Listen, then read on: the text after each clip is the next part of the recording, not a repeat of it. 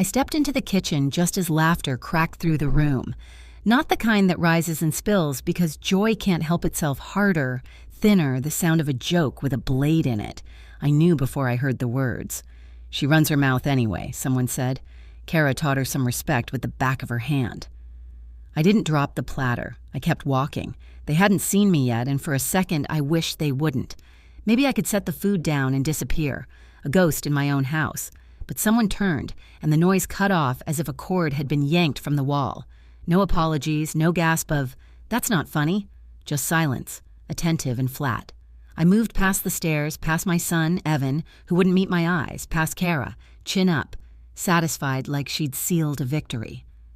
I set the tray of dinner rolls on the table I'd bought 23 years ago, the one I used to oil by hand when family dinners still felt like a vow kept. My cheek throbbed where her palm had landed 2 days earlier. I'd told no one. I didn't need to. The bruise told the story under my right eye, yellow and plum. Kara watched me look at her and lifted her glass. "To tough love," she said, a smile pinned on like a badge. A few chuckles fluttered from her side of the family. Evan didn't laugh this time. He didn't speak either. No one pulled out a chair for me. I took one myself. I smoothed my skirt, set a napkin across my lap, waited. No one poured me a drink. The cake I made that morning, a habit as old as Evan's 7th birthday, sat on the counter, edges softening in the light. Scratch batter, real butter, whipped cream until my arm ached. He used to lick the beater, grinning, and call it the best thing I'd ever made. Now he stood by the sink talking about lawn chairs with Kara's cousin. People reached past the cake for the supermarket cookies Kara had dumped onto a silver tray, plastic still peeking from beneath.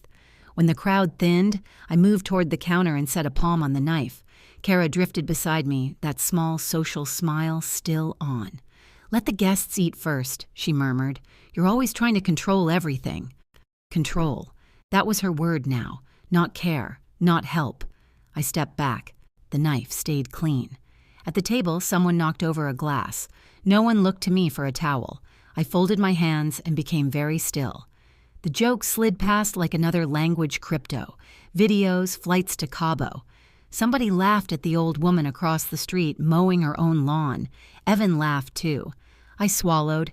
The cake stayed untouched. I rose quietly and slipped down the back stairs to the garage. No one asked where I was going.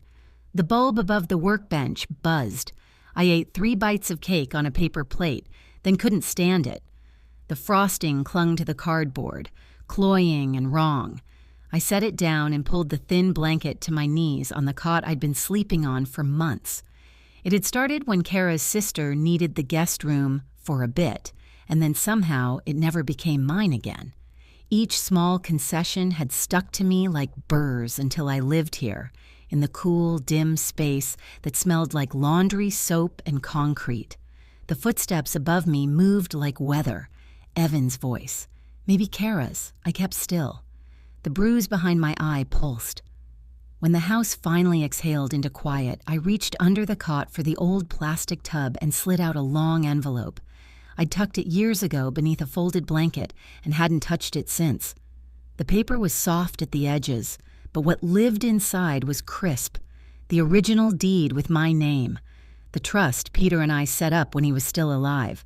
Bank statements with my signature printed in careful patience along the bottom lines. They didn't know. Evan walked these rooms the way children do in a museum, believing touching makes it theirs. Kara handed out rules like favors. They never asked who paid for the ground under their feet. I thought silence could be love. I thought letting them feel powerful would steady them. Peter had wanted protections. In case they forget, he'd said. Not to punish, just to remind. I'd smiled then. I hadn't believed we would ever need to be reminded. I read every page. Nothing had changed. The house was mine. The money was safe. Authority had always been resting with the woman sleeping in the garage. They mistook quiet for weakness.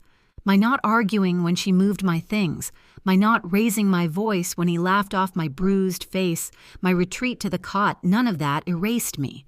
I returned the papers to the envelope and put it back in the drawer under the toolbox. Tomorrow, I thought. One step. The knock came mid-morning the next day, when Kara was at Pilates and Evan at work. I expected a parcel. It was Ruth from next door, her pie dish wrapped in foil, her smile small. "I heard what Kara said," she murmured. "I didn't want to pry. Are you all right?" I let her in. She glanced at the cot, at the lamp, at the boxes, and said nothing. That kindness was its own language. At the workbench, I poured coffee that tasted like tin.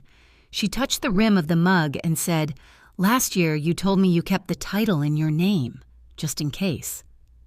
I had said it half a joke when Kara started rearranging furniture as if it grew there for her. Hearing it back out loud changed its weight.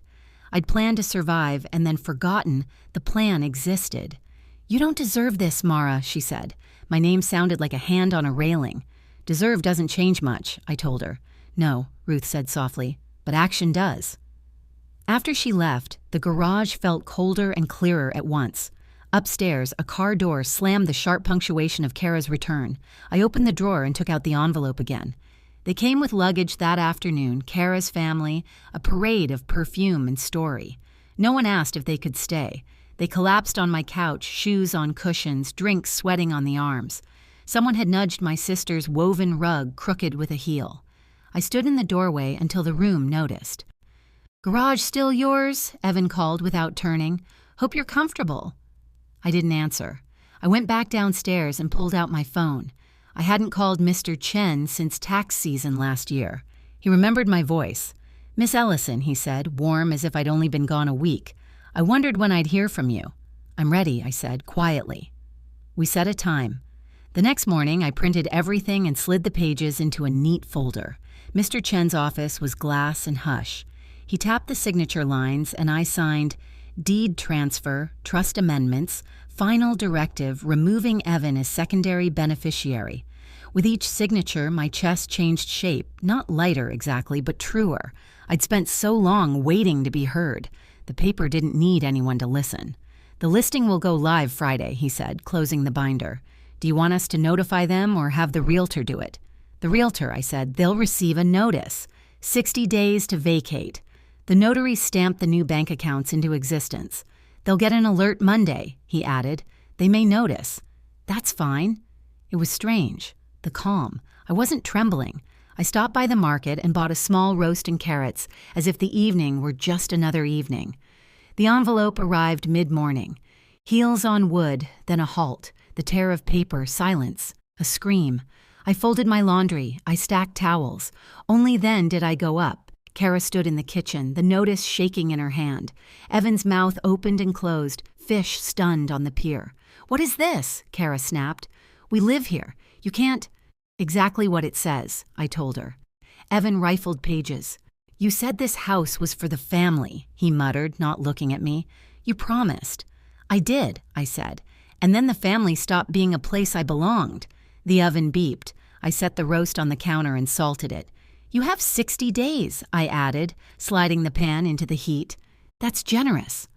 Kara tried for words and couldn't find any. Entitlement evaporates quickly in dry air. They left the room. The house went quiet in a way it hadn't in months.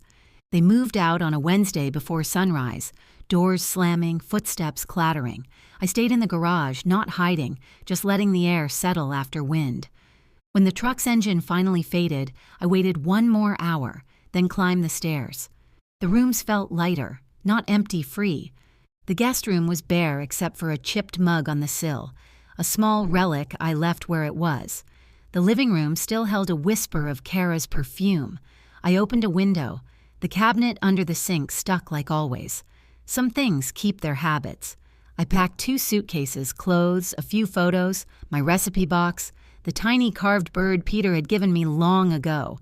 I left the rest, not out of spite, out of relief. I walked through each room and touched the door frames like I was blessing them. I didn't look back when I locked the front door. My new place wasn't large, but it was mine. The house sat on a quiet street, 2 bedrooms, a narrow porch, a kitchen that bumped your hip if you turned too quick. I spent a week painting. Pale cream on the walls, soft gray on the trim. I didn't ask, "Is this okay?" I hung Peter's photograph by the door, put a small shelf for keys beneath it. In the kitchen, I lined the mugs with their handles all facing out, precisely how I like them. No one turned them the wrong way. I ate when I was hungry. I left the porch light on. I sang along with the radio while I cooked, and no one laughed into a phone. Sometimes the quiet pressed in, but not in a punishing way. It made room. I unpacked slowly, set the recipe box by the stove and the carved bird on the window ledge where it always belonged. No one moved it. There were no debates about the thermostat, no glances that cut.